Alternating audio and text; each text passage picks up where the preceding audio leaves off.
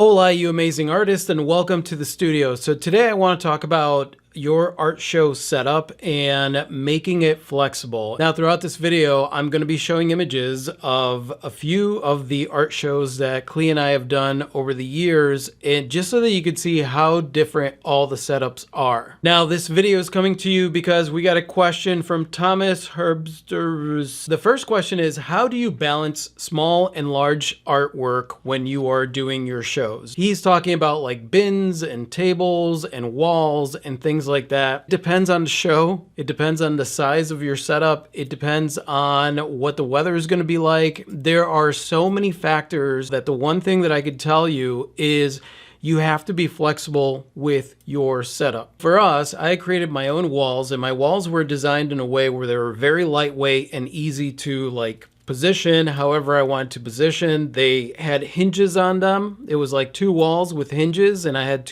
a pair of those, and that way I could set those up however it was that I needed to set them up. On windy days, a lot of times I would just kind of tripod them, sandwich board them on the ground and not even hang them up. In the beginning, I didn't really have bins, but eventually I started doing things on paper and, didn't have them framed, so I'd have them in bins.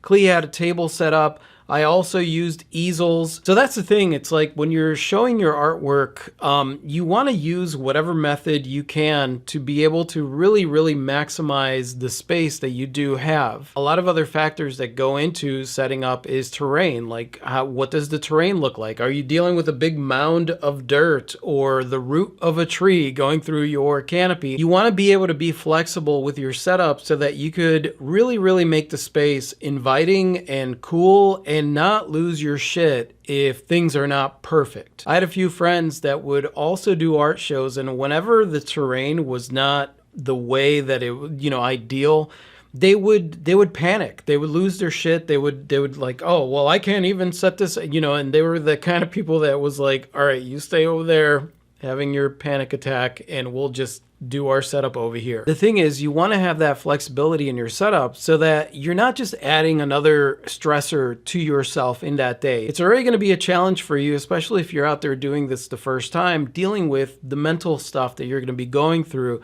dealing with feelings of rejection or whatever it is that we deal with when we're doing a show. You want to have it set up in a way where if things don't go the way that you want them to go, you could easily adapt to whatever the space is. By the way, you guys, if you're curious about the walls that I built, I do have a couple videos on here on how it is that I built my own walls. So just go ahead and look for them on my channel. As far as balancing small and large artwork, as you could see from my setups, like I just kind of fit artwork wherever it fit. I didn't worry about separate. People don't think about that when they come in. Where are your small artworks? Where are your large artworks? They're just going to look at everything the way that you have it set up. My aesthetic for like showing my art, whether it's smaller or bigger pieces, you could kind of tell when you look around my walls in my house that it just really depends on where the artwork fits. So for example, up there, if you look, it's the smaller pieces and stuff like that. And I do the same thing when I do shows. I just kind of put the artwork where it fits and move it around. If I'm like, I don't like that one there, just set it up in a way where it's fun, inviting, and it really catches people's attention. The other thing that I would do is make sure that I maximize. If I had room on the outside of my canopy, then I would display artwork on the outside as well. A lot of times when you're set up at a show, you might be on a corner or something. Not only pay attention to what the terrain is going to be like, but pay attention to the weather. If it's going to be a windy day, you want to be prepared for that. Wind is the biggest issue. A lot of people are worried about rain. The only time that rain is an issue is if you're in the middle of a thunderstorm. You don't want to be underneath a metal canopy during a thunderstorm. If the winds are higher than 5 to 10 miles per hour, then you're going to want to prepare for that. I've had shows where I actually positioned the walls in a certain way because I knew that the wind was coming from the west, and that way it wasn't going to interrupt or like blow my walls over like a sail. So the other question that Thomas has is advice on transporting. I think specifically like stuff that is in frames. I didn't really put too many things in frames, but whenever I did transport my art, I just got the big bins that you buy at the hardware store. Usually 18 by 24s would fit in there, and anything smaller than that, I could get it from the car, to the spot easily. And a lot of times these big bins were great because I would grab one side, Klee would grab the other, and we'd just haul it over to the space. And at the end of the day, you really have to decide what's easier for you. We would pack up the back of our truck with all the artwork. Some of the bigger pieces I would just lay on top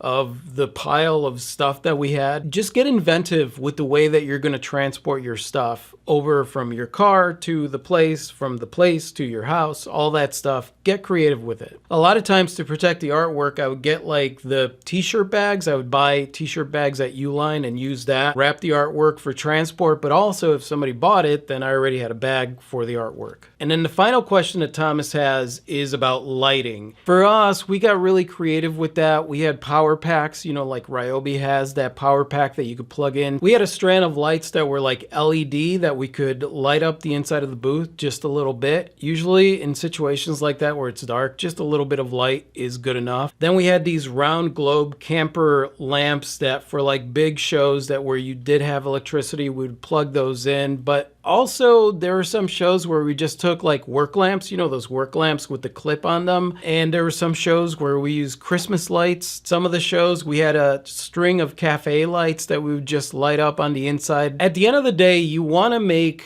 the setup really, really easy for yourself. So right now with the options with LED lights and stuff like that, you really could go in any direction that you want with that. Don't necessarily go and look for how to light up stuff in my booth and look at those products because, you know, all that stuff is going to be super marked up. Honestly, as long as you have some kind of lights in there at a nighttime show, you're going to be golden. Thomas, during his comment, had said he just wants to focus on having a good time. And I think, Thomas, at the end of the day, you want to make it flexible enough where you can change your setup. You never know where you're going to be set up. There were some art walks where we just set up on the sidewalk. And most importantly, take zip ties with you because zip ties I can't tell you how many times like a zip tie and like some random stick helped me just stand my walls up with no canopy or anything. Get creative when you're doing your setup, and most importantly, make it something that is easy for you to set up so that doing shows doesn't become a drag. If you're getting ready for a show and every time you do a show you have like heavy walls to carry and everything is, you know, everything is hard, then you're not going to want to do shows. My advice for you is make it as easy as possible for you to set up your space, to show off your artwork, and most importantly, have fun. Make it flexible, make it something that is organic, that you could change your layout and set up just so that it's not a freaking nightmare, because you don't want it to be a nightmare. Hopefully that was helpful to you, Thomas. I know that a lot of times when you're starting out, when you're getting started on doing something, you want to ask these questions because, you know, you're like, oh, is there a right way or a wrong way? And in reality, there isn't. Just get creative. In looking at the pictures, you'll see where there was times where I just leaned my artwork against the fence, or like, you know, it's just getting it out there in front of people is ultimately what matters. And obviously, because you're interacting with people, having it set up in a way where you're having fun. You're having fun. You're having a good time. Just make it something where you're happy and proud of your setup. That's it. Don't worry about what they see. They just see art. You need to make sure that it looks good to you. Thank you so much for watching, you guys. Hopefully this was helpful. And by the way, just leave a comment down in the section of any art show tip things that you have that coincide with this whole jumbled ramble here. And I want to give a big shout out to the Rogues. Thank you guys so much for being a Rogue community member. You guys are what make these videos possible. You guys are awesome. And for everybody watching this, you guys are absolutely freaking awesome. I love, love, love, and adore you. And I will talk to you later. I've got a lot of work today, so I'm gonna get to that. All right, I adore you. Adios.